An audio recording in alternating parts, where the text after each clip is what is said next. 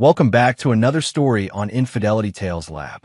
Before we begin, tell us, where in the world are you watching from? Now, let's dive into today's story.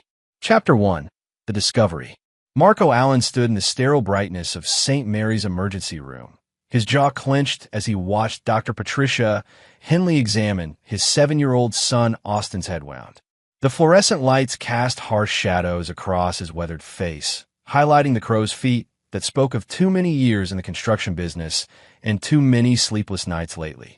"Dad, my head really hurts," Austin whimpered, his small fingers clutching Marco's calloused hand. "I know, buddy. The doctor's going to make it better," Marco said softly, though his voice carried an edge that made the nurse glance up nervously. Dr. Henley finished her examination and turned to Marco with a troubled expression. "Mr. Allen, I need to ask you some questions about how Austin sustained this injury. The pattern of the wound is concerning."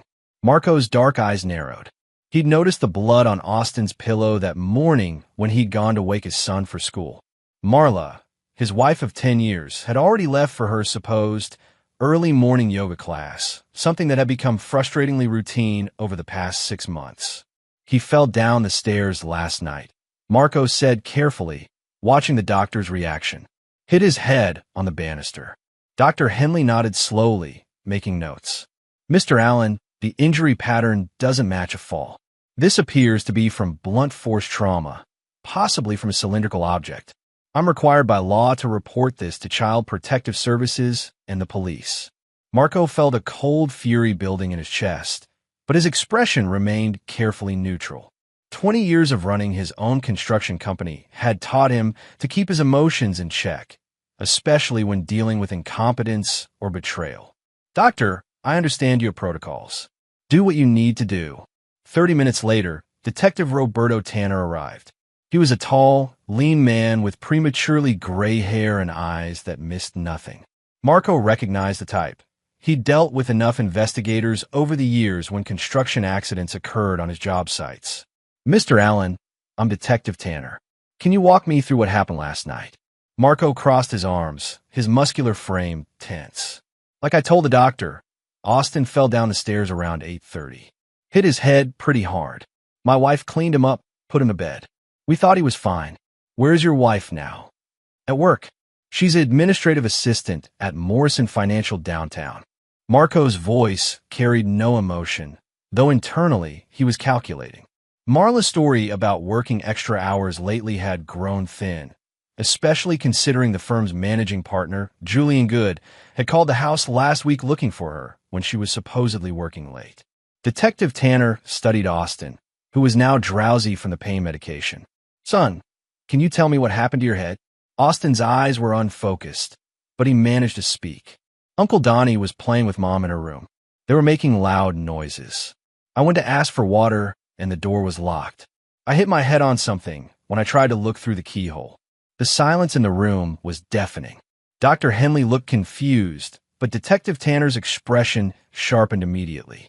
Marco felt the familiar rage that had been simmering for months suddenly crystallize into something cold and calculating. "Uncle Donnie?" Detective Tanner asked gently. "Mommy's friend. He comes over when Daddy works late." Marco's hands slowly curled into fists. "Donnie Kaiser. You should have known. Marla's old college friend who'd been hanging around more frequently, always with some excuse about needing advice or wanting to catch up. The bastard had been coming to his house, playing house with his wife while he was breaking his back to provide for his family." Detective Tanner looked at Marco. "Mr. Allen, I think we need to have a longer conversation. Can you call your wife and ask her to come down here?" "Of course," Marco said, his voice deadly calm. He pulled out his phone, noting it was 11:30 a.m. If Marla was really at work, she'd answer immediately. If she was with Donnie, the phone rang 4 times before going to voicemail. Marco tried again. Same result. "She must be in a meeting," he said to Detective Tanner, though they both knew better. Dr. Henley had stepped away to make her own calls. When she returned, her expression was grave. "Mr. Allen, I've spoken with the hospital social worker. Given the circumstances, we need to keep Austin here for observation and further evaluation. Child Services will need to investigate before he can go home."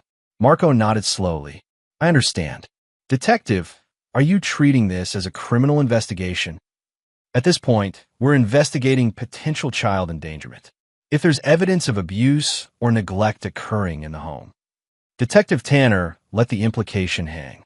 Marco's mind was already working 3 steps ahead. This wasn't how he'd planned to discover the full extent of Marla's betrayal, but perhaps it was better this way. The legal system would provide him with tools he could use. Documentation, evidence, official records. Detective, I want to cooperate fully. If someone hurt my son, I want them held accountable. I appreciate that, Mr. Allen. I'll need you to come to the station later today to give a formal statement. In the meantime, try reaching your wife again. As the detective left and the medical staff continued their evaluation of Austin, Marco stepped into the hallway and called his foreman, Julius Lynch. Julius, I need you to handle the Riverside project today. Family emergency. Everything all right, boss?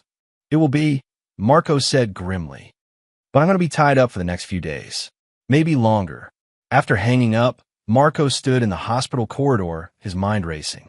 20 years ago, when he'd started Allen Construction from nothing, his grandfather had given him a piece of advice. Boy, there are 2 kinds of men in this world. Those who get mad and do something stupid, and those who get mad and do something smart. Be the second kind. Marco had built his business on that principle.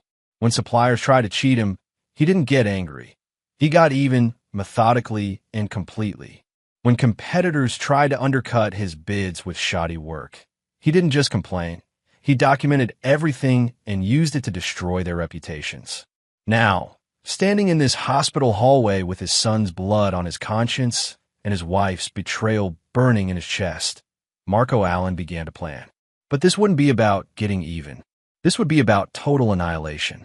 He pulled out his phone and scrolled through his contacts until he found the number for Aaron English, a private investigator he'd used years ago when he suspected one of his project managers was stealing.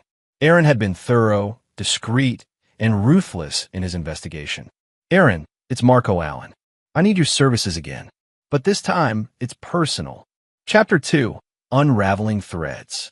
The Allen family home on Maple Street had always been Marco's pride. He bought the 2-story colonial 15 years ago when Allen Construction first turned a real profit, and he'd personally overseen every renovation and improvement. The wraparound porch, the oak hardwood floors, the custom kitchen with granite countertops, all of it represented years of backbreaking work and careful saving. Now, as he stood in his living room at 6 p.m., waiting for Marla to come home, the house felt like a monument to his own stupidity. Aaron English sat across from him, a compact man in his 40s with wire-rimmed glasses and the demeanor of someone who'd spent too many years watching people's secrets unfold. His preliminary report lay open on the coffee table between them. How long has this been going on? Marco asked, his voice carefully controlled. From what I can determine, about 8 months. It started as coffee meetings, progressed to lunch dates, and then Aaron consulted his notes. The first hotel receipt I found was from 6 months ago. Marco picked up one of the photographs Aaron had provided. It showed Marla and Donnie Kaiser entering the Riverside Inn, a mid-tier hotel about 20 minutes from their neighborhood. The timestamp read 2:47 p.m. on a Tuesday, a day Marco remembered working late on the Westfield Shopping Center project. Tell me about Kaiser, Marco said. Aaron flipped through his file. Donnie Kaiser, age 34. Works as a regional sales manager for Cumberland Pharmaceuticals. Divorced 3 years ago. Pays alimony to his ex-wife Tiffany Gibson. Lives in a downtown apartment. Drives a leased BMW. And has approximately $43,000 in credit card debt. Debts, Marco mused. What kind of debts? Gambling, mostly. Casino records show he's a regular at the riverboat. Lost big last month. Nearly $20,000 in one weekend. He's also behind on his alimony payments. Marco absorbed this information silently. A gambling addict with money problems, sleeping with his wife. The pieces were beginning to form a picture. What about their pattern? When do they meet? Tuesday and Thursday afternoons, usually between 2 and 5 p.m. Sometimes Friday mornings when you're on job sites. They've been careful, but not that careful. Kaiser's been texting her constantly. Aaron handed over a thick stack of phone records. I have a contact at the phone company. These are Marla's text logs for the past 3 months. Marco scanned the messages, his jaw tightening with each exchange. Can't wait to see you today.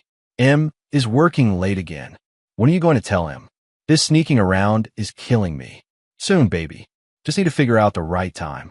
I love you more than anything. We deserve to be happy.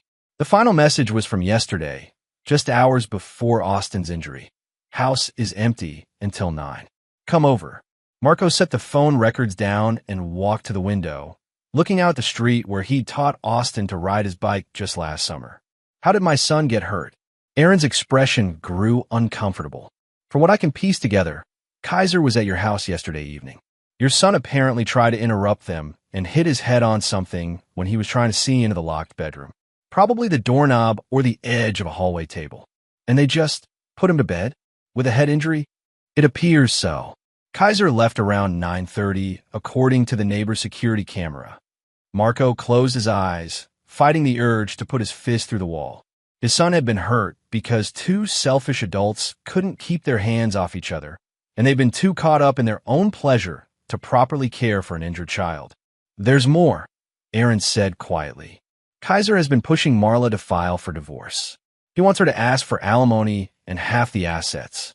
Based on their conversations, they're planning to move in together once the divorce is finalized. The front door opened, and Marla's voice called out, "Marco, are you home?" Marco turned to Aaron and spoke in a low voice. "I want everything. Every hotel receipt, every text message, every photograph. I want you to dig into Kaiser's finances, his gambling debts, his ex-wife situation. I want to know what he owes and to whom. Marco, whatever you're planning. I'm planning to protect my son and my assets. Nothing more." Marco's smile was cold. For now, Aaron gathered his files and slipped out the back door as Marla entered the living room. She looked tired, her blonde hair slightly disheveled, and Marco noticed she was wearing the same outfit she'd had on that morning. Not exactly what he'd expect from someone who'd supposedly been at work all day. "How's Austin?" she asked, setting her purse down. "I got your voicemail about the hospital. I was in meetings all day and couldn't get away." Marco studied his wife of 10 years. Marla had been beautiful when they'd met. She still was, in a carefully maintained way that spoke of regular salon visits and expensive skincare products. But looking at her now, he realized he'd been seeing only what he'd wanted to see for months. Austin has a head injury. They kept him overnight for observation. Marla's face showed appropriate concern, though Marco noticed she didn't ask for details about how the injury occurred. "Oh my God, is he okay? What happened?" "The doctors think someone hit him. They called the police." He watched her carefully, looking for any sign of guilt or fear. Marla's expression flickered for just a moment. Surprise, then calculation, before settling back into concerned innocence. "Hit him? Marco, that's terrible. Who would hurt a child? That's what the police want to know. Detective Tanner will probably want to talk to you tomorrow. They're investigating everyone who had access to the house yesterday." Now he saw real fear in her eyes. I was at work until almost 6 yesterday. You know that. Actually, I called Julian Good this morning to ask him to give you time off for the family emergency. Funny thing, he said you haven't worked late a single day this month. In fact, he said you've been leaving early most days. The silence stretched between them. Marco could see Marla's mind racing, trying to formulate an explanation that would hold water. "I've been running errands," she said finally. "Doctor's appointments, grocery shopping, things for the house." "What kind of doctor's appointments?" "Female issues. You wouldn't understand." Marco nodded slowly. "I'm sure. Well, the police will want to verify your whereabouts yesterday evening. They're being very thorough." Marla's phone buzzed. She glanced at it and quickly put it face down on the coffee table, but not before Marco caught a glimpse of the name, Donnie. "I should probably call the hospital," Marla said, reaching for the house phone. "Check on Austin." "Good idea. I'll make dinner while you do that." As Marla spoke to the hospital staff, Marco watched her performance. She played the concerned mother perfectly, asking all the right questions, expressing all the appropriate emotions. If he hadn't known better, he might have been convinced. But he did know better now. After Marla went upstairs to change clothes, Marco picked up her cell phone. It was password protected, but he'd seen her enter the code countless times. Austin's birthday. The phone unlocked immediately. The most recent messages were from Donnie. Did you hear from the police? We need to talk. This is bad. What if the kid remembers more? What if he tells him I was there? Meet me tomorrow at the usual place. We need to figure this out. Marco memorized the messages, then deleted them. Let Donnie wonder why Marla wasn't responding. As he prepared dinner, Marco's mind worked through the possibilities. The police investigation would eventually clear him of any wrongdoing, but would also create a paper trail documenting Marla's lies and inconsistencies. Aaron's investigation would provide additional evidence of the affair. But evidence of adultery wasn't enough. Not for what they'd done to Austin. Not for the months of lies and betrayal. Marco had built his construction business by thinking like an architect, seeing the entire structure before laying the first foundation stone. Now, as he planned his revenge against his cheating wife and her lover, he began to envision a different kind of construction project. He was going to systematically destroy both of their lives, piece by piece, until nothing remained but rubble. And just like his construction projects, it would be built to last. Chapter 3. Foundation Work. The next morning, Marco sat in the sterile interview room at the police station, his hands folded on the metal table as Detective Tanner reviewed his notes. Through the one-way window, he could see the parking lot where construction workers hurried to their job sites, unaware that their boss was planning the most important project of his career. Mr. Allen, I appreciate you coming in voluntarily, Detective Tanner said. Walk me through Tuesday evening one more time. Marco had rehearsed this moment. I got home around 7:15. Marla was in the kitchen making dinner. Austin was playing in the living room. We ate around 8, watched some TV, and put Austin to bed around 8:30. Marla and I watched a movie until about 10, then went to sleep. And you didn't notice anything unusual about Austin's behavior? He seemed tired, but that wasn't unusual. He'd had soccer practice after school. Marco paused, letting calculated concern show on his face. Detective, should I be worried about my wife? She's been different lately. Working late, secretive about her phone calls. Detective Tanner's pen stopped moving. Different how? Distant. Defensive when I ask about her day. Yesterday, when I tried to call her at work about Austin's injury, she didn't answer for hours. When she finally came home, she seemed more worried about covering her tracks than about her son. It was a careful balance, planting seeds of doubt without appearing to actively blame his wife. Marco had learned long ago that the best way to destroy someone was to let them destroy themselves. Mr. Allen, I have to ask, have you had any suspicions about your wife's fidelity? Marco let surprise and hurt flash across his face. What are you saying? Austin mentioned someone named Uncle Donnie being at your house. Do you know who that might be? Donnie Kaiser, Marco said slowly. He's an old friend of Marla's from college. He's been coming around more lately, but I thought. He trailed off, letting the implication hang. You thought what? I thought he was just being friendly. Going through a divorce, needed someone to talk to. But if you're suggesting... Marco's voice hardened. Detective, if that son of a bitch has been in my house with my wife while I'm working to support my family, I want to know about it. Detective Tanner leaned back in his chair. Mr. Allen, I need you to stay calm. We're still investigating. Calm. Marco stood up, his chair scraping against the floor. My son is in the hospital because someone was too busy screwing around to watch him properly. And you want me to stay calm? Sit down, Mr. Allen. Marco sat, but his hands remained clenched. I'm sorry. It's just, if Marla's been lying to me, if she's been putting Austin at risk. He shook his head. What do you need from me? Permission to examine your home, particularly the master bedroom and hallway where Austin was injured. We also need your wife's phone records and any security camera footage you might have. You have my full cooperation. I want the truth. After the interview, Marco drove to the hospital to check on Austin. His son was awake and alert, the head wound properly bandaged. The social worker, a thin woman named Kelsey Ward, was interviewing him when Marco arrived. Daddy, Austin reached for him, and Marco felt genuine emotion tighten his throat. Hey, buddy, how are you feeling? Better. The nurse gave me ice cream for breakfast. Kelsey Ward looked up from her notepad. Mr. Allen, I've been talking to Austin about Tuesday night. He's been very helpful. Marco sat on the edge of the hospital bed. What did you tell Miss Ward, Austin? I told her about Uncle Donnie's car in our driveway, and how Mommy told me not to bother them when her door was locked, and how I hit my head trying to see through the keyhole because I wanted water. The social worker made more notes. Austin, can you describe Uncle Donnie's car? It's blue and shiny, like Batman's car, but smaller.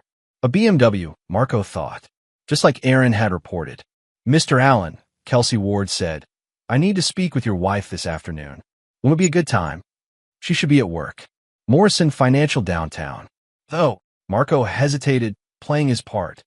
She's been having some personal issues lately. If she seems defensive or evasive, that's probably why. Another seed planted. That afternoon, Marco met with Aaron English at a coffee shop across from Morrison Financial. Through the window, they could see the building where Marla supposedly worked. I've been digging into Kaiser's finances, Aaron said, sliding a folder across the table. This guy's in serious trouble. He owes money to some very unpleasant people. Marco opened the folder and whistled softly. The documents showed gambling debts totaling nearly $60,000, including $30,000 owed to a loan shark named Malcolm Rosales, who operated out of the casino district. Rosales isn't just a loan shark, Aaron continued. He's connected to organized crime. Word is, Kaiser has missed 2 payment deadlines. Rosales has been asking questions about his assets, his job, his personal life. What kind of timeline is Kaiser working with? He needs to come up with $20,000 by next Friday, or Rosales starts getting creative about collecting. And get this, Kaiser's been telling people he's expecting a big windfall soon. Something about a business opportunity. Marco studied a photograph of Malcolm Rosales, a heavy-set man with cold eyes and scarred knuckles. Has Kaiser mentioned Marla to any of these people? Not by name, but he's been talking about his rich girlfriend whose husband owns a construction company. He's apparently told several people that she's going to leave her husband and they'll split the assets. The pieces were falling into place beautifully. Marco could see the entire structure now. How to use Kaiser's debts, Marla's greed, and a police investigation to create a perfect storm of destruction. I need you to do something for me, Marco said. I want you to approach Malcolm Rosales. Tell him you represent someone interested in Kaiser's situation. Someone who might be willing to provide information about Kaiser's assets in exchange for certain considerations. Aaron raised an eyebrow. Marco, that's dangerous territory. I'm not asking you to threaten anyone. I'm just suggesting that Rosales might appreciate knowing that Kaiser's rich girlfriend is married to someone who doesn't appreciate being cheated. And what exactly do you want Rosales to do with that information? Marco's smile was cold. Whatever comes naturally. That evening, Marco returned home to find Marla pacing the living room. Her phone pressed her ear. She was speaking in urgent whispers, but hung up quickly when he entered. How's Austin? She asked, attempting normalcy. Better. The social worker had some interesting questions for him. Marla's face went pale. What kind of questions? About Tuesday night. About who was at the house. About Uncle Donnie's blue car in our driveway. The phone in Marla's hand started buzzing. She glanced at it and declined the call, but Marco had seen the name. Donnie. Marla, we need to talk. Marco, sit down. She perched on the edge of the couch, her hands twisting together. Marco remained standing, using his height and presence to create psychological pressure. The police are going to want to interview you tomorrow. They're going to ask about your whereabouts Tuesday evening, about your relationship with Donnie Kaiser, and about why you lied about working late. I didn't lie. I called Julian Good. He told me you haven't worked a single late day this month. He also told me you've been using sick days and personal time without telling me. Marla's phone buzzed again. This time she turned it off completely. The social worker is also going to want to talk to you. She's particularly interested in why Austin was unsupervised long enough to injure himself. Why our bedroom door was locked. Why a 7-year-old boy was trying to look through keyholes instead of asking for help. Marco moved closer, his voice dropping to a whisper. But what really interests me, Marla, is why my wife of 10 years would risk our son's safety to fuck her college buddy in our bed. Marla's composure finally cracked. Tears started flowing, and she buried her face in her hands. Marco, I'm sorry. I never meant for Austin to get hurt. It just happened so fast, and we thought he was okay. The word hung in the air like a blade. Marla realized her mistake immediately, but it was too late. So Kaiser was here, in our house, in our bed, while our son was injured and bleeding. Marco, please. How long? What? How long have you been fucking him? Marla flinched at his tone. 6 months. But Marco, it's not what you think. I love him.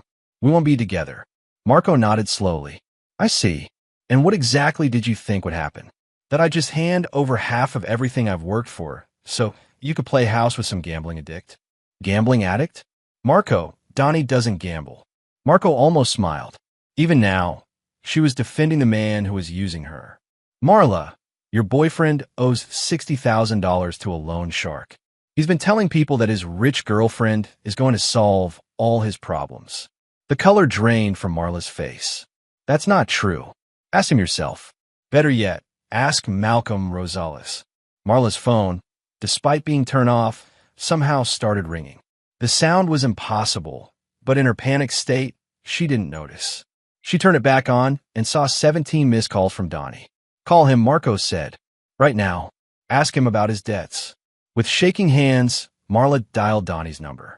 Marco could hear the panic in Kaiser's voice, even from across the room. Marla, thank God. We have a problem.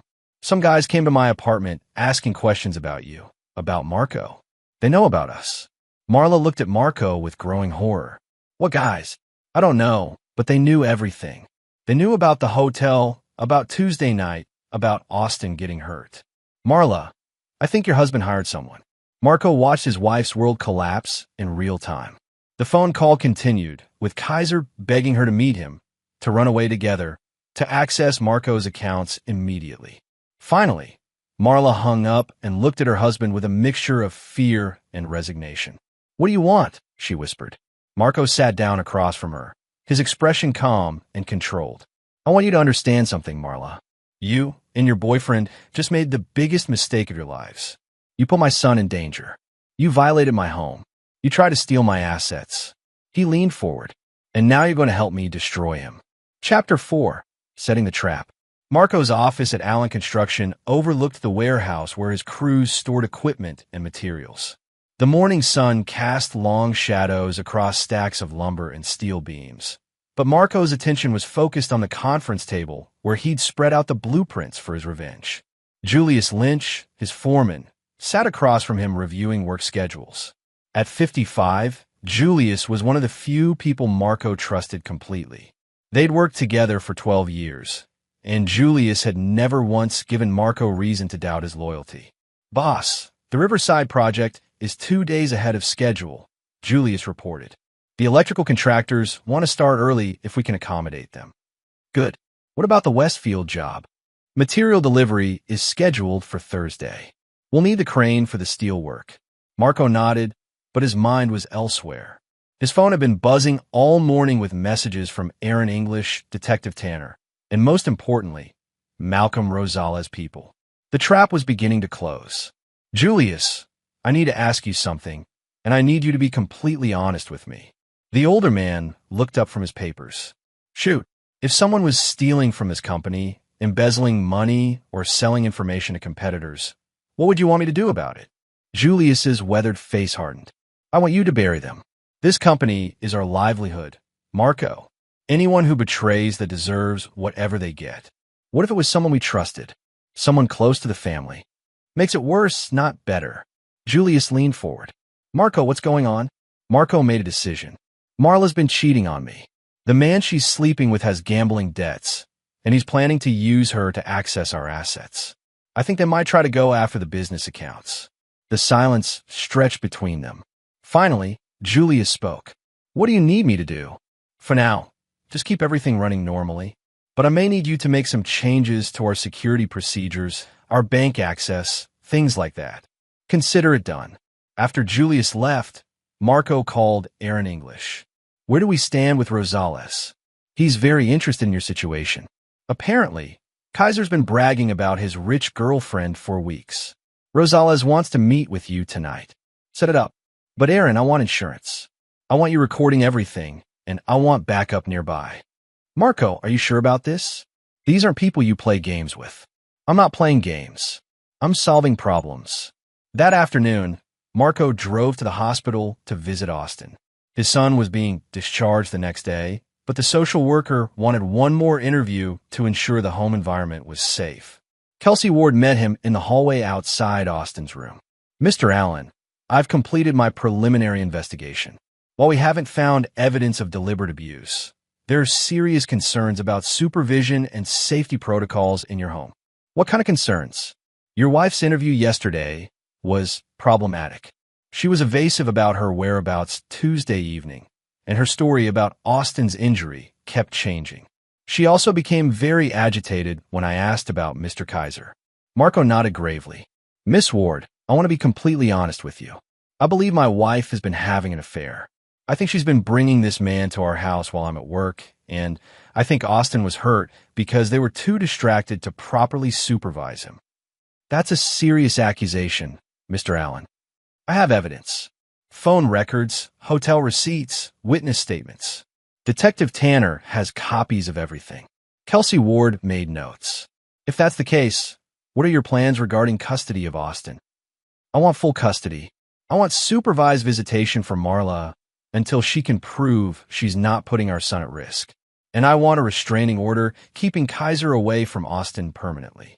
I'll include those recommendations in my report. After visiting with Austin, Marco drove across town to meet Malcolm Rosales. The meeting was at a warehouse in the industrial district, the kind of place where legitimate businesses operated during the day and other kinds of business happened after dark. Rosales was exactly what Marco had expected. A thick-set man in an expensive suit with eyes that calculated profit and loss in human terms. Two large men flanked him, but they remained silent throughout the conversation. Mr. Allen, I understand we have a mutual interest in Mr. Kaiser's situation. Marco kept his expression neutral. Mr. Kaiser owes you money.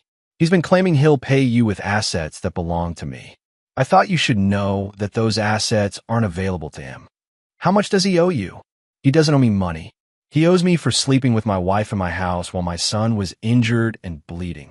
Rosales smiled, and it wasn't pleasant. A matter of honor. A matter of justice. What kind of timeline are we working with, Mr. Allen? Marco pulled out a folder containing copies of Marla's phone records and hotel receipts. My wife will be meeting with her lawyer next week to discuss divorce proceedings. Kaiser is expecting her to ask for alimony and half of my assets. He's told her the money will solve all his problems. And will she get that money? Not a penny. But Kaiser doesn't know that yet. Rosales studied the documents. This is very thorough, Mr. Allen. Very professional. I'm a detail-oriented person. What exactly are you proposing? Marco leaned forward. I'm proposing that you let Kaiser believe he's about to come into money. Let him think the divorce settlement will pay his debts. Then, when he realizes there's no money coming, you can collect your debt however you see fit. And in exchange, I'll make sure you have detailed information about Kaiser's actual assets, his employment situation, his daily routine. Everything you need to make an informed collection decision. Rosales was quiet for a long moment. Mr. Allen, you're asking me to wait for money that may never come. I'm asking you to wait for money that definitely won't come. The difference is you'll know that in advance, and you can plan accordingly. And what happens to your wife in all this? Marco's expression hardened. My wife made her choice when she decided to fuck another man in my bed while my son was bleeding in the hallway. She'll face the consequences of that choice. Rosales extended his hand. Mr. Allen, I think we could do business. As Marco drove home, his phone rang. It was Marla, and she sounded terrified. Marco, something's wrong. Donnie called me. He said men came to his workplace asking questions. His boss wants to see him tomorrow morning about irregularities in his expense reports. Marco pulled into his driveway before responding. What kind of irregularities? I don't know. Hotel charges, restaurant bills, things like that. Marco, they're going to fire him. Maybe they should. Marla, did it ever occur to you that your boyfriend might be using company money to pay for your hotel rooms? The silence on the phone told him everything he needed to know. Marco, I need to see you. We need to talk about this divorce, about Austin, about what happens next. Come home. We'll talk. An hour later, Marla sat in their living room, clutching a cup of coffee with shaking hands. She looked like she'd aged 5 years in the past week. Marco, I know you hate me right now, but I need you to understand something. I never meant for any of this to happen. I never meant for Austin to get hurt. But it did happen, and now there are consequences. What kind of consequences? Marco sat across from her, his expression calm but implacable. The police investigation is going to conclude that Austin was injured due to parental negligence. Child Services is going to recommend supervised visitation for you and a restraining order against Kaiser. The divorce court is going to see you as an unfit mother who abandoned her child for an affair. Marla's face crumpled. What about the money? The assets? I'll need something to live on.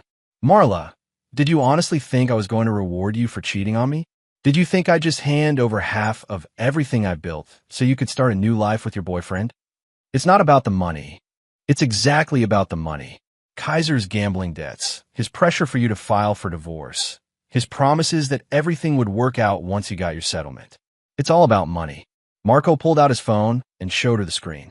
It displayed a text message from an unknown number. Your boyfriend owes us $60,000. Payment is due Friday. We know where you live. Marla stared at the message in horror. Marco, what is this? This is what happens when you get involved with a gambling addict who owes money to dangerous people. They've been watching Kaiser, following him, learning about his life. And now they know about you. But I don't have that kind of money. No, but they think you will. After the divorce settlement, Marla looked up at him with desperate eyes. Marco, please. You have to help me.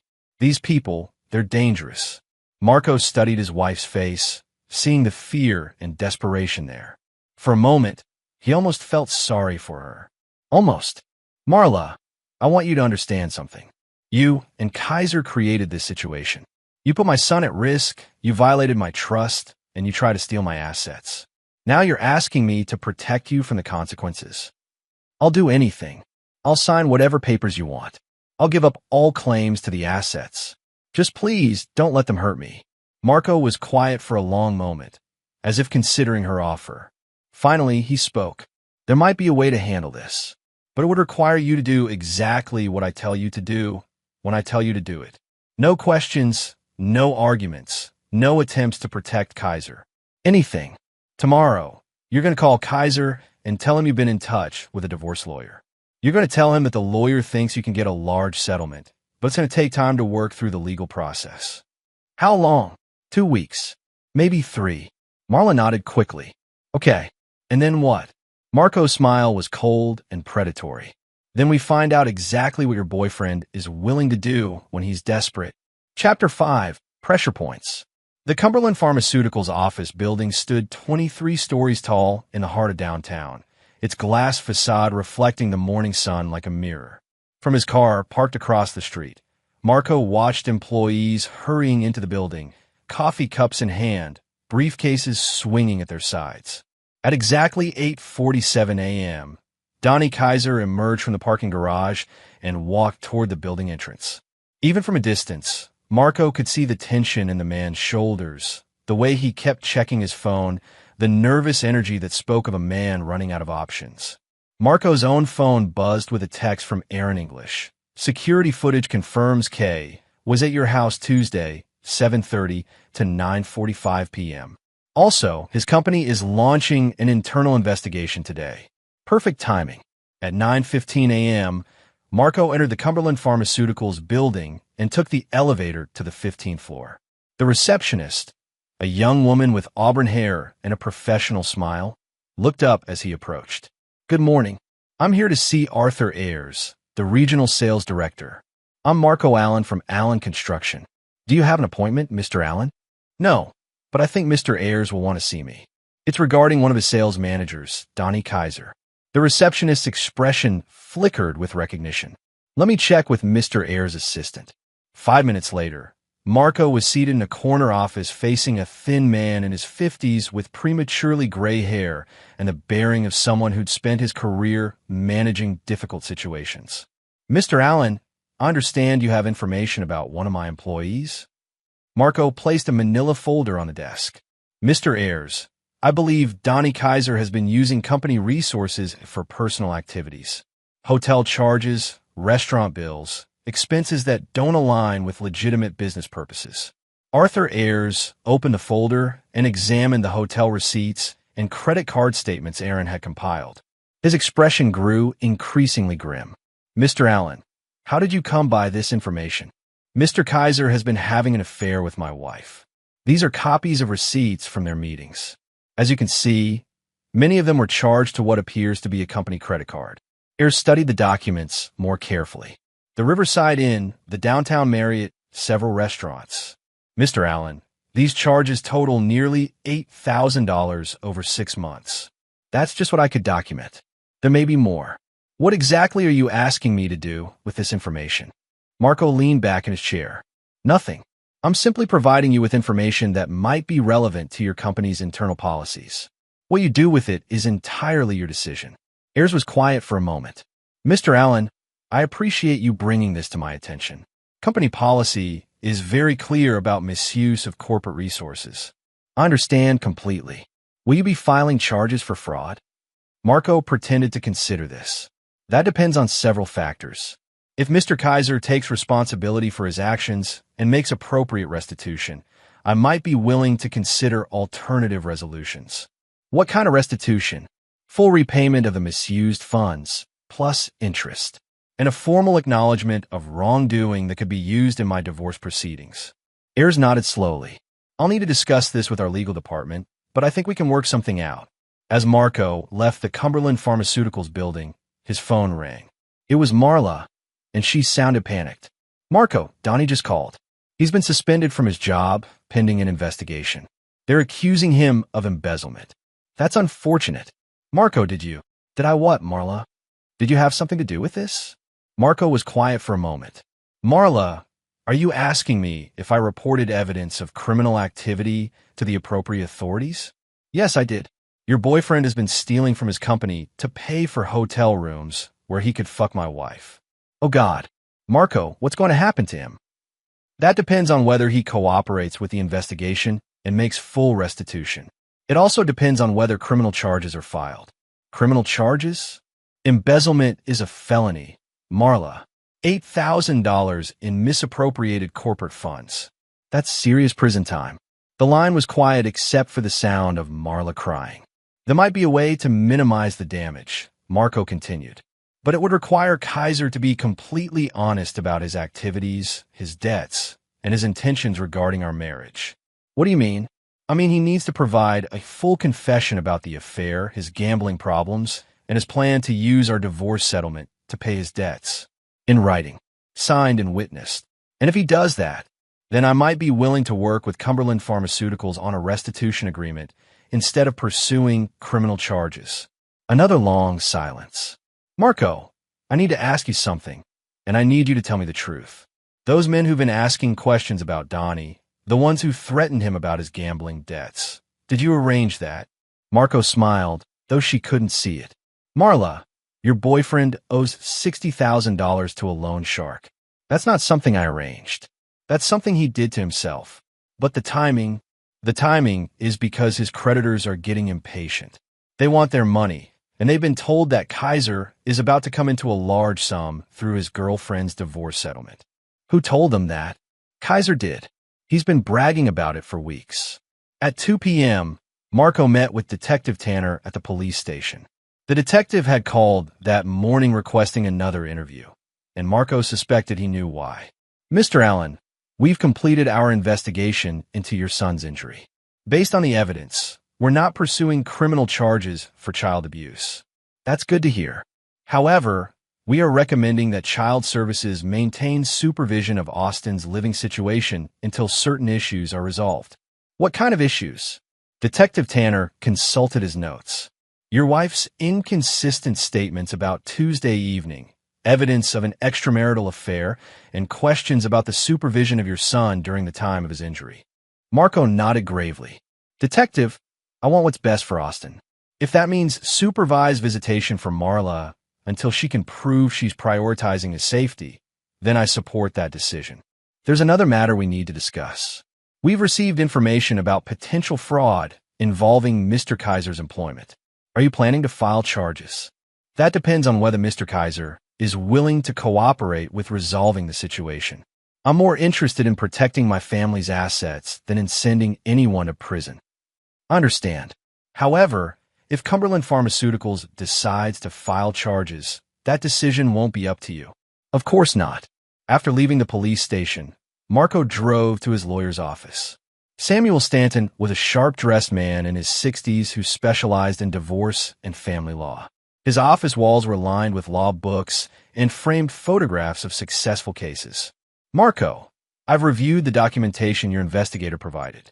This is about as clear-cut a case of adultery as I've ever seen. What kind of settlement can we expect? Given the evidence of infidelity, the child endangerment issues, and the apparent conspiracy to defraud marital assets, I'd say you're looking at full custody of Austin, minimal or no alimony from Marla, and retention of virtually all marital property. Marco leaned forward. What about Kaiser's involvement? Can we pursue him legally? Alienation of affection is still recognized in this state. We could potentially sue Kaiser for damages related to the destruction of your marriage.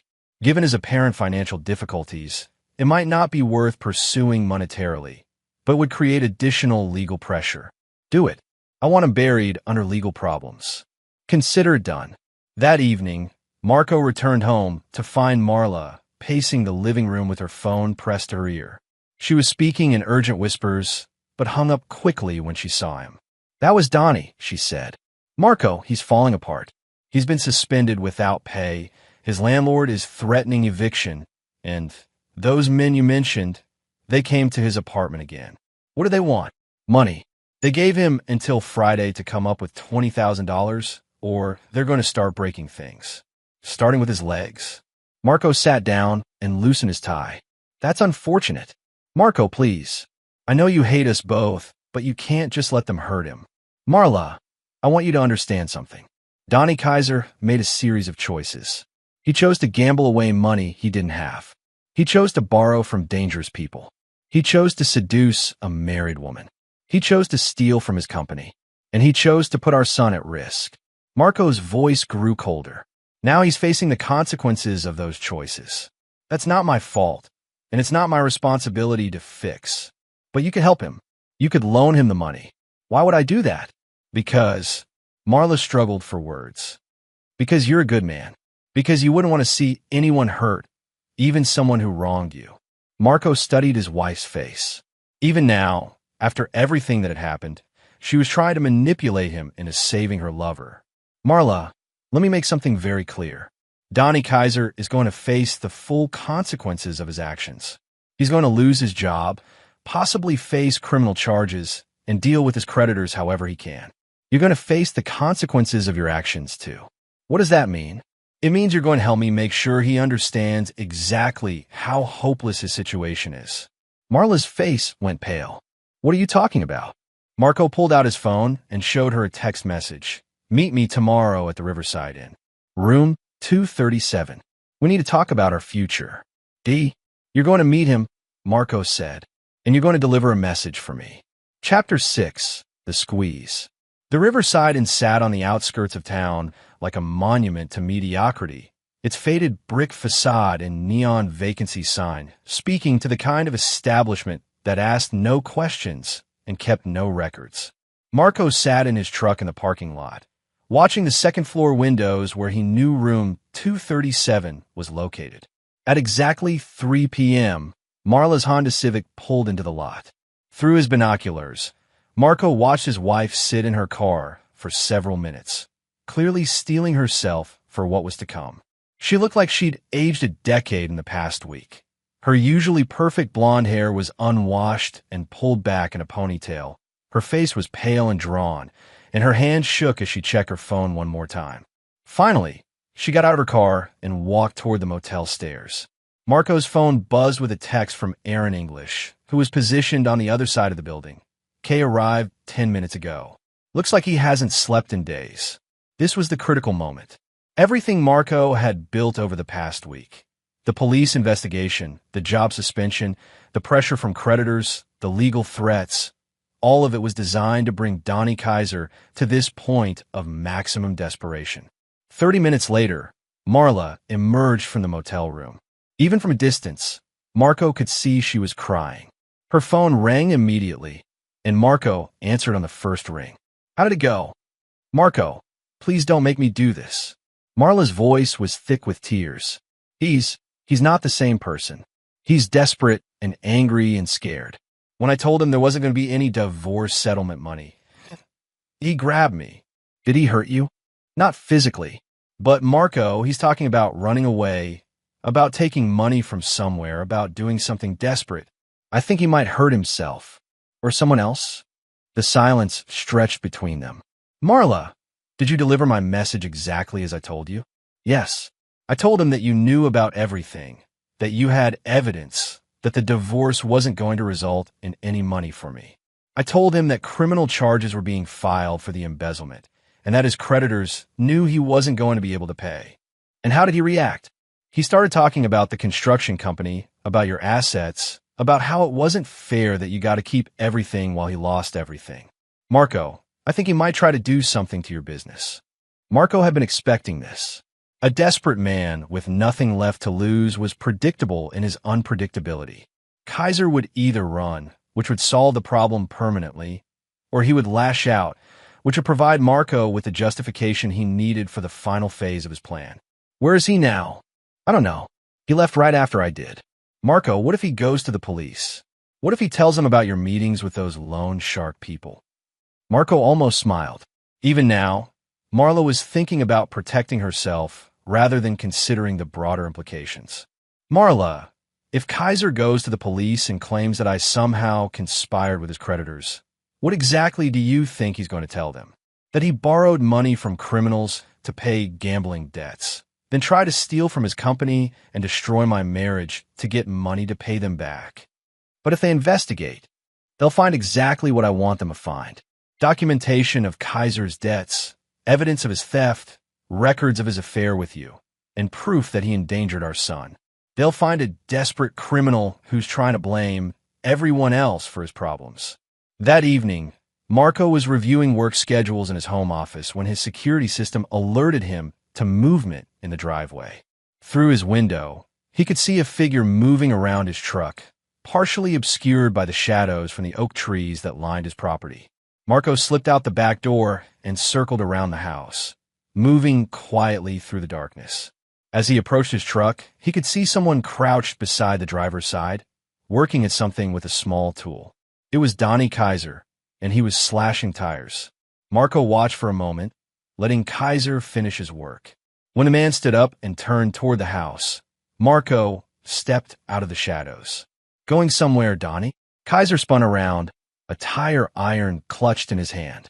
In the dim light from the street lamp, Marco could see that his wife's lover looked like hell. His clothes were wrinkled and stained, his face was unshaven, and his eyes had the wild look of a man who'd been awake for too long. "You son of a bitch," Kaiser said, raising the tire iron. "You destroyed my life." Marco didn't move, didn't show any sign of fear or aggression. "No, Donnie, you destroyed your own life. I just documented it. You set me up. You arranged everything. The investigation at work, the pressure from Rosales' people, all of it. I arranged nothing. You stole from your company.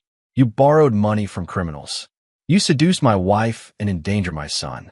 I just made sure the right people had the right information at the right time." Kaiser took a step closer, the tire iron raised. "You think you're so smart, don't you? You think you've won. I think you're a gambling addict and a thief who's facing the consequences of his actions." "Consequences?" Kaiser laughed, but there was no humor in it. "You want to talk about consequences? Fine. Let's talk about what happens when I tell everyone that Marco Allen hired criminals to threaten me. Let's talk about what happens when I tell them about your meetings with Rosales." Marco pulled out his phone and held it up so Kaiser could see the screen. It showed a video recording that had been running for the past 3 minutes. "You mean this conversation? Where you just admitted to vandalizing my property while carrying a weapon and threatening me on my own land?" Kaiser's face went white. "You're recording this?" "I've been recording everything, Donnie. Every conversation, every meeting, every interaction. Just like I recorded my meetings with Rosales, where I provided him with factual information about your debts and your claims about accessing my assets through my wife. Marco stepped closer, his voice dropping to a whisper. You see, that's the difference between us. I plan ahead. I document everything. I think through the consequences of my actions before I take them. You can't prove. I can prove you stole from your company. I can prove you were at my house the night my son was injured. I can prove you've been pressuring my wife to file for divorce so you could access assets that don't belong to you. And now I can prove you came to my home with a weapon and vandalized my property. Kaiser's grip on the tire iron loosened. What do you want? I want you to understand that your situation is hopeless. You owe money you can't pay to people who don't accept excuses. You're facing criminal charges for embezzlement. You have no job, no income, and no prospects. Your only choice is to disappear. I can't just disappear. Rosales' people will find me. Maybe, but that's not my problem. Kaiser stared at him for a long moment, then dropped the tire iron. You're a cold son of a bitch. You know that. I'm a man who protects what's his. And Marla? What happens to her? Marco's expression hardened. Marla chose you over her family.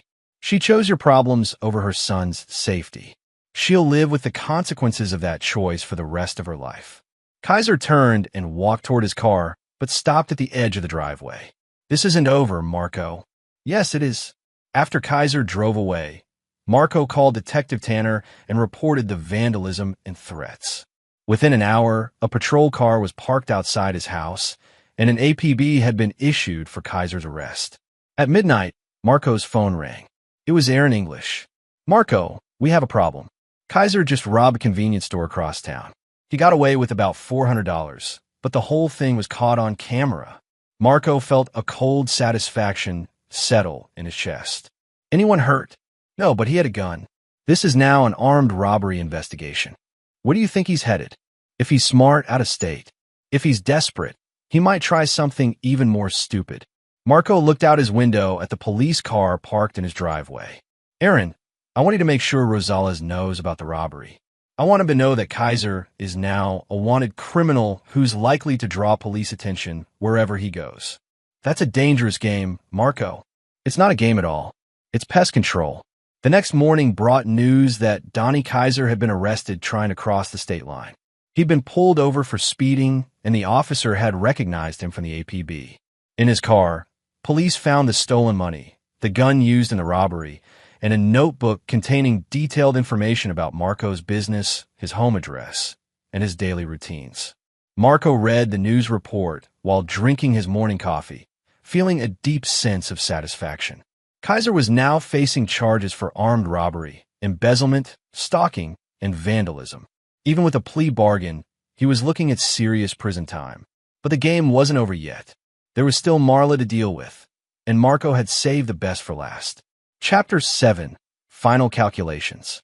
The law offices of Stanton and Associates occupied the top 2 floors of the Meridian building downtown, their mahogany-paneled conference rooms and brass fixtures projecting the kind of old-money respectability that impressed judges and intimidated opposing counsel. Marco sat at the head of the polished conference table, his hands folded calmly as he watched his soon-to-be ex-wife sign document after document. Marla looked broken. Her designer clothes hung loosely on her frame. She'd lost at least 15 pounds over the past month, and her once-perfect manicure was now bitten down to the quick. Dark circles under her eyes spoke of sleepless nights, and her hand shook slightly as she signed away her rights to everything she'd once taken for granted. The final custody agreement, Samuel Stanton announced, sliding another document across the table. Mr. Allen will have full legal and physical custody of Austin. Mrs. Allen will have supervised visitation every other Saturday from 10 a.m. to 4 p.m., supervised by a court-appointed monitor.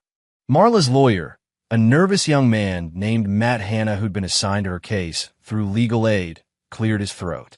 Mrs. Allen, you don't have to agree to these terms. We could fight for joint custody. With what? Marla's voice was barely above a whisper. I have no money for a prolonged legal battle, no job, no assets. Marco has documented evidence of adultery, child endangerment, and poor judgment. Any judge who reviews this case will see exactly what Marco wants them to see. She looked across the table at her husband, her eyes filled with a mixture of hatred and resignation. You've thought of everything, haven't you? Marco's expression remained neutral. I've simply documented the truth, Marla. You made choices, and now you're living with the consequences. The property settlement, Stanton continued, awards all real estate, business assets, retirement accounts, and investments to Mr. Allen. Mrs. Allen will receive her personal belongings and the Honda Civic, which is paid for. What about alimony? Matt Hanna asked weakly. Given Mrs. Allen's adultery and the documented evidence of her conspiracy to defraud marital assets, the court has waived any alimony claims, Stanton replied. However, Mr. Allen has agreed to provide her with $5,000 to assist with relocation expenses. Marla signed the final document and pushed it across the table. There. Are you satisfied now? Marco studied his wife's face for a moment. Once, he'd loved this woman enough to build a life with her, to trust her with his heart and his future. Now, looking at her defeated expression, he felt nothing but cold satisfaction. Almost, he said quietly. What do you mean, almost?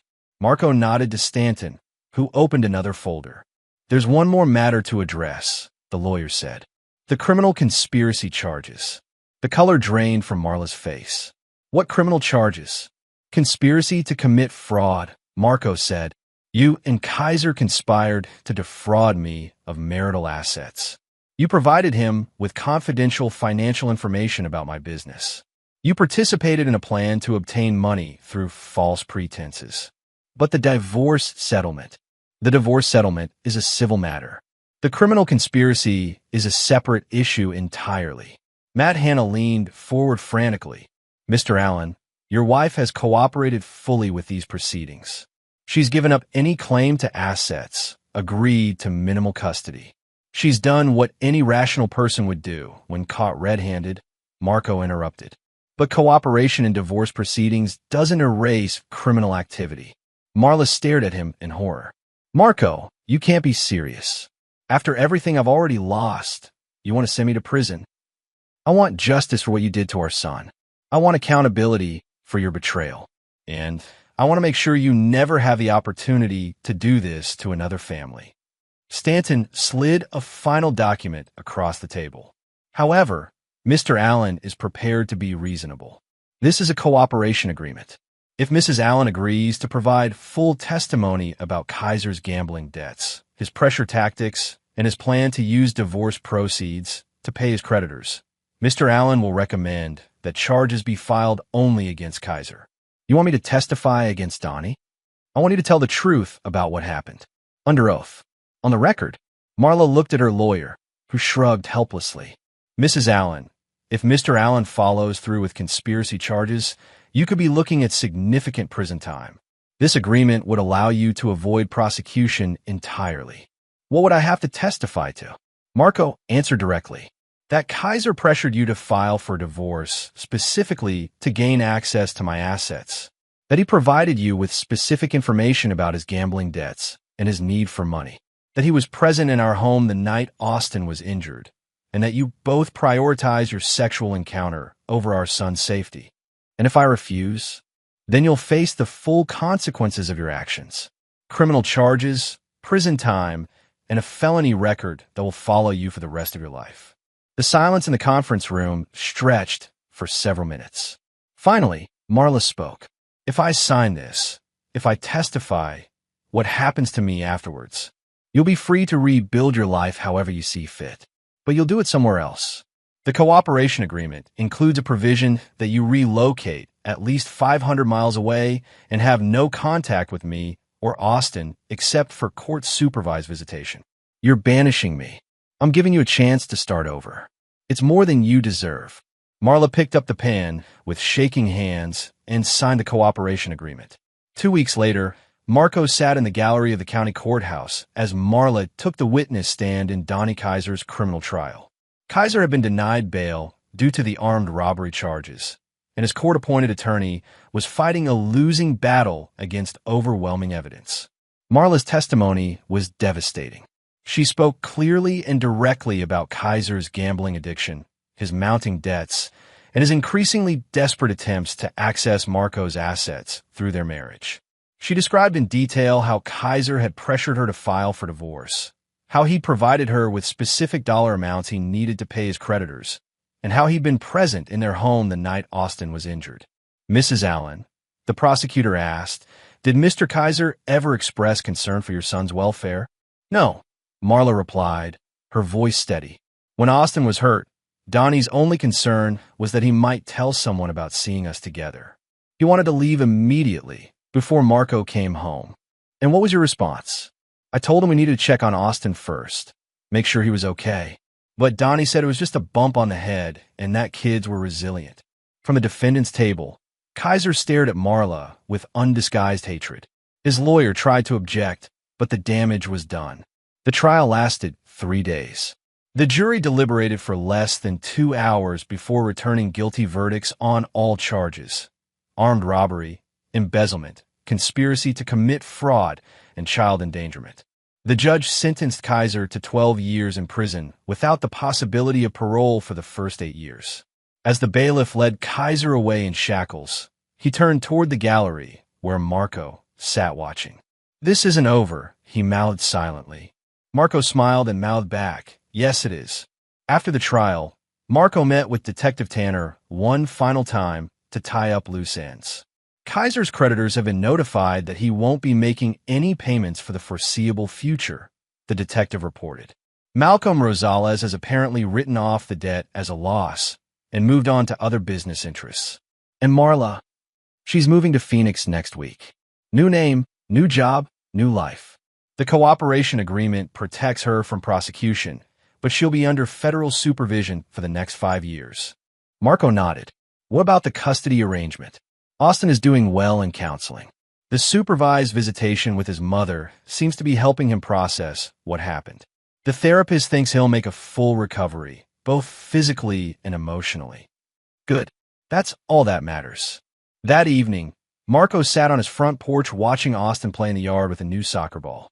His son's head wound had healed completely, leaving only a small scar that would fade with time. The boy's laughter filled the evening air, and Marco felt something he hadn't experienced in months: peace.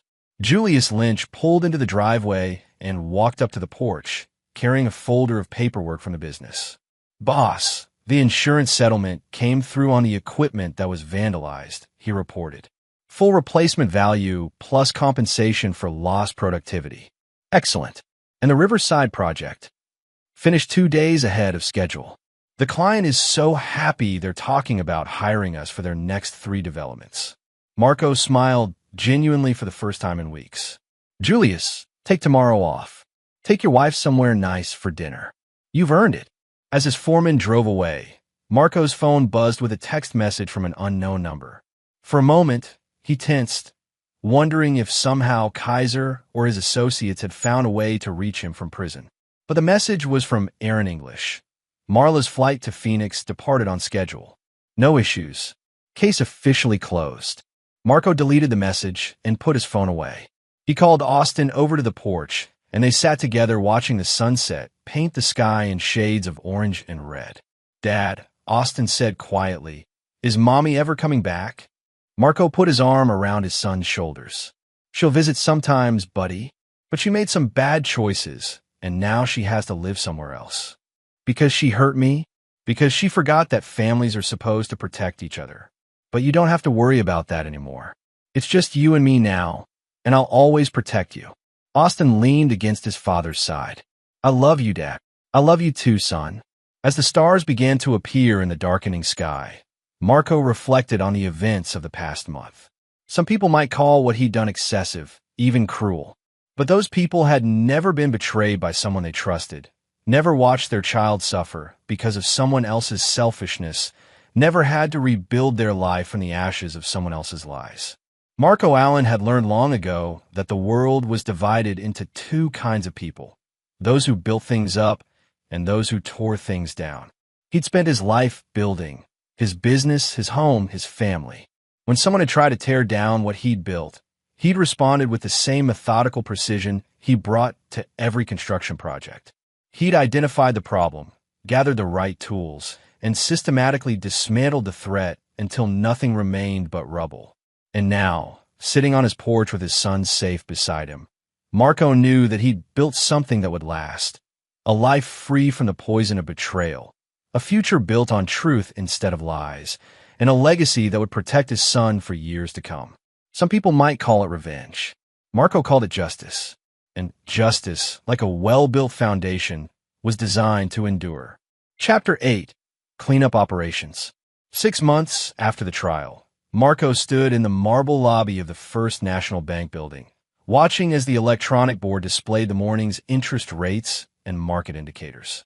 The meeting he was about to attend would finalize the last piece of his reconstruction project, and like every other aspect of his methodical campaign, it had been planned down to the smallest detail. Austin was in school now, thriving in his new routine. The boy had adapted remarkably well to their new life. No more walking on eggshells around his mother's moods. No more confusion about why mommy's friend was always visiting when daddy wasn't home. The child psychologist had pronounced Austin's recovery complete, noting that children were often more resilient than adults when removed from toxic situations. The elevator doors opened on the 15th floor, and Marco walked down the carpeted hallway to the offices of Morrison Financial. This was where Marla had claimed to work late so many evenings, and where Marco was now about to conclude a business deal that would eliminate the last potential complications from his former wife's betrayal. Julian Good rose from behind his mahogany desk as Marco entered the corner office. At 62, Good was everything Marco had expected from Marla's description. Silver-haired, expensively dressed, and possessed of the kind of practice charm that wealthy men use to navigate delicate situations. "Mr. Allen, thank you for agreeing to meet with me. Please have a seat." Marco settled into the leather chair across from Good's desk and studied the man who had been Marla's boss during her affair.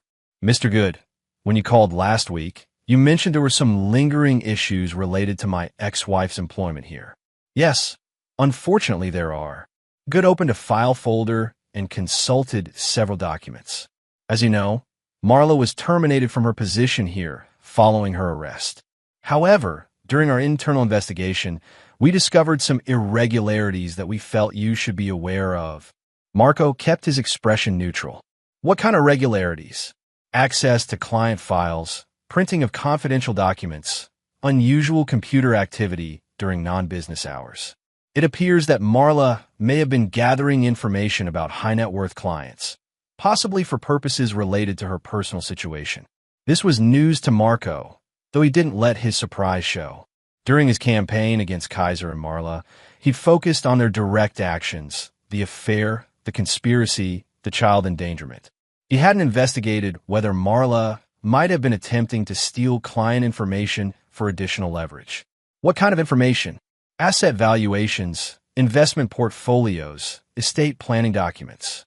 The kind of information that could be valuable to someone planning to file for divorce or someone looking to assess potential targets for fraud." Good slid a thick folder across the desk. "We've compiled everything we found. Copies of documents she accessed, logs of her computer activity, records of files she printed or downloaded." "Mr. Allen, I need to ask, did your ex-wife ever mention our clients or their financial situations?" Marco reviewed the documents, his mind racing. Marla had access to detailed financial information about dozens of wealthy individuals and families. If she'd been planning to use this information as leverage in their divorce, or if she'd shared it with Kaiser as part of their conspiracy, the implications were staggering. "Mr. Good, some of these clients, these are very prominent people." "Exactly, which is why we need to handle this situation very carefully. If word gets out that client confidentiality was breached, it could destroy our reputation and expose us to massive liability." Marco understood immediately why Good had called him. Morrison Financial needed to contain this situation, and Marco was the key to their strategy. "What are you proposing?" Good leaned forward. "We're prepared to offer you a consulting contract with our firm, a substantial retainer to help us assess and mitigate any potential security breaches in our systems. In exchange, We would ask for your discretion regarding these documents and your assistance in ensuring that any information your ex-wife may have obtained doesn't surface in the future. The offer was elegant in its simplicity.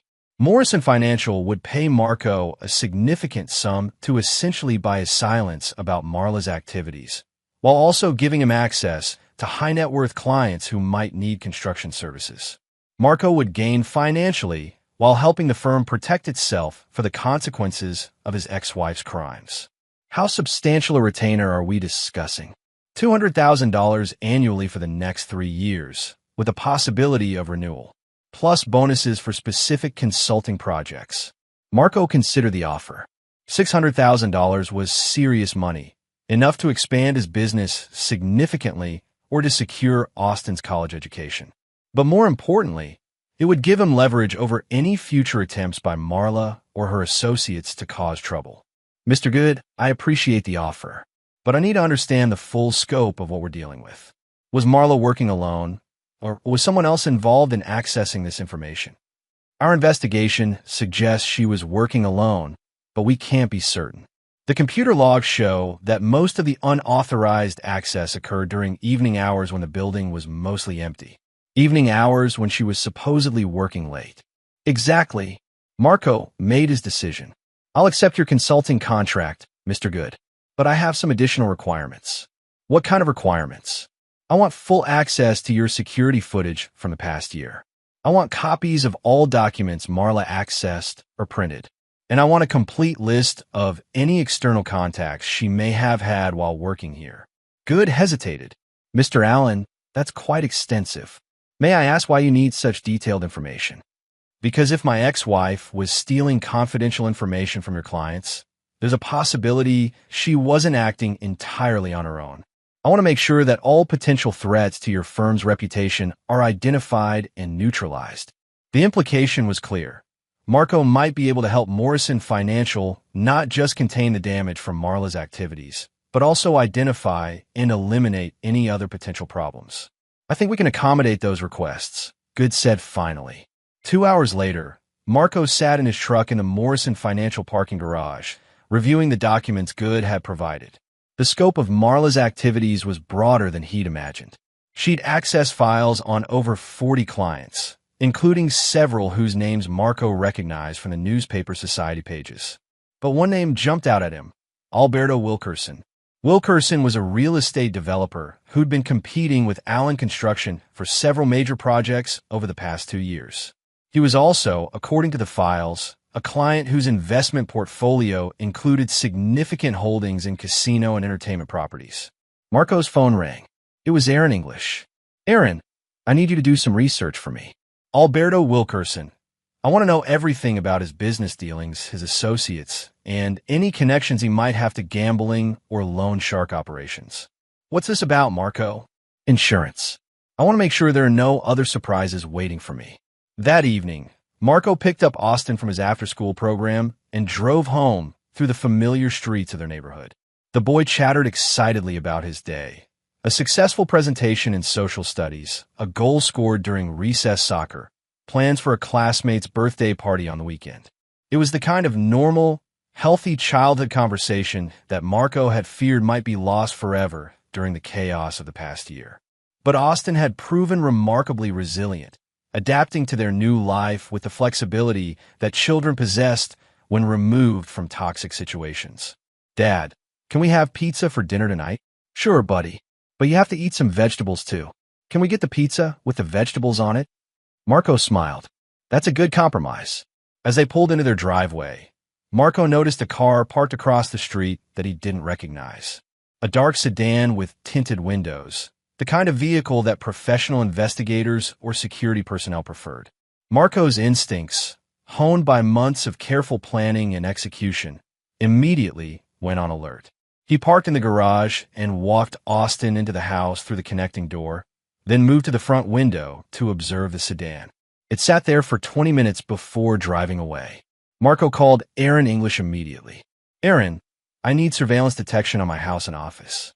Someone's watching me, and I want to know who and why. On it. Marco, any idea what this might be about? Maybe. I'll know more tomorrow.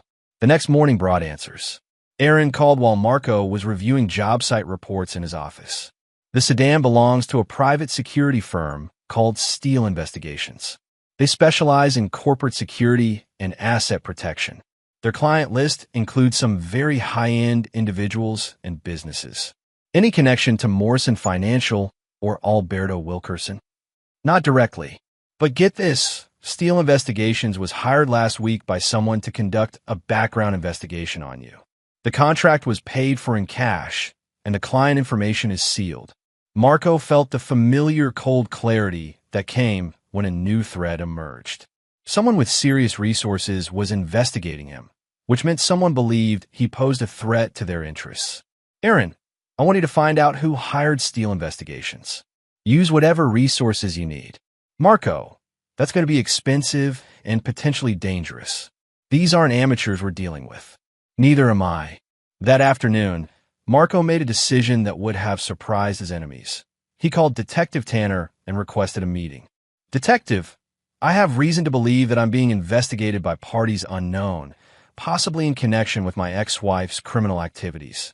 I want to cooperate fully with any official investigation, but I also want protection from any unofficial activities. Tanner leaned back in his chair. What kind of unofficial activities? The kind that involve cash payments to private investigators and surveillance of my home, where my 7-year-old son lives. Marco, do you have any idea who might be interested in investigating you? I have suspicions, but I prefer to let the evidence speak for itself. Marco slid a copy of the Morrison Financial documents across the desk. Detective, I think you're going to find this very interesting reading. As Tanner reviewed the evidence of Marla's theft of confidential client information, Marco felt the familiar satisfaction of a plan coming together. By bringing the police into the situation, he was transforming what could have been a private conflict into an official investigation. And official investigations, as Marco had learned, were much easier to control than private vendettas. Chapter 9, Permanent Foundation. 1 year later, Marco stood at the floor-to-ceiling windows of his new office on the 20th floor of the Meridian building, looking down at the city where he'd built his empire and destroyed his enemies. Allen Construction now occupied an entire floor of the prestigious downtown tower, with contracts worth over $50 million and a reputation for precision and reliability that was unmatched in the region. Austin, now 8 years old, sat at the conference table doing his homework while Marco finished reviewing the quarterly financial reports. The boy had grown taller and more confident over the past year, his easy smile and quick wit showing no lasting trauma from the events that had reshaped their lives. Dad, Mrs. Rodriguez wants to know if you can come to Career Day next week, Austin said, looking up from his math worksheet. Of course, buddy. What should I tell the class about construction? Tell them about how you build things that last forever. Marco smiled at his son's choice of words. Building things that lasted forever had indeed become his specialty, though not always in ways that Austin could understand. The phone rang, and Marco answered to find Samuel Stanton on the line. Marco, I have the final report on the Morrison financial situation. You're going to want to hear this. Go ahead. Alberto Wilkerson has been arrested on federal racketeering charges. Turns out he was laundering money for organized crime through his real estate deals and casino investments. The evidence that broke the case? Financial documents that were stolen from Morrison Financial and anonymously provided to the FBI. Marco absorbed this information with satisfaction. When Aaron English's investigation had revealed that Wilkerson was the one having Marco surveilled, it had taken only a small leap of logic to realize that Wilkerson must have been involved in the criminal activities that Marla had inadvertently uncovered. Any connection to our situation? The FBI believes Wilkerson was concerned that you might have access to the stolen Morrison financial documents and might eventually discover his money laundering operation. He was conducting surveillance to assess the threat level. And Marla? Wilkerson apparently never knew that she was the one who accessed his files. He thought the leak came from a disgruntled employee or a business rival. Your ex-wife's activities were just the catalyst that exposed a much larger criminal enterprise. Marco looked out at the city skyline, where several buildings bore the Allen Construction logo. What about our consulting contract with Morrison Financial? Still active and very profitable. Julian Good considers you something of a hero for helping expose the security breach that led to Wilkerson's arrest. I wouldn't be surprised if they offer you additional contracts. After hanging up with Stanton, Marco walked over to the conference table where Austin was finishing his homework. All done, buddy? Yep. Dad, can I ask you something? Of course. Austin's expression grew serious. Do you ever think about Mommy? Marco considered his answer carefully. Over the past year, Austin had occasionally asked about Marla, though the questions had become less frequent as time passed. The supervised visits had ended 6 months ago when Marla had failed to appear for 3 consecutive appointments, apparently having decided that starting fresh in Phoenix was more important than maintaining a relationship with her son. Sometimes, Marco said honestly, "Do you?" Sometimes, but not in a sad way anymore. More like remembering a story someone told me once. Marco was struck by the wisdom in his son's observation. Marla had indeed become like a story, something that had happened to them rather than something that continued to affect their daily lives. That's a good way to think about it, Austin. The past is just a story. What matters is what we build going forward. That evening, after Austin had gone to bed, Marco sat in his home office reviewing the final documents from his year-long reconstruction project. Every loose end had been tied up, every potential threat had been neutralized, every enemy had been defeated or eliminated.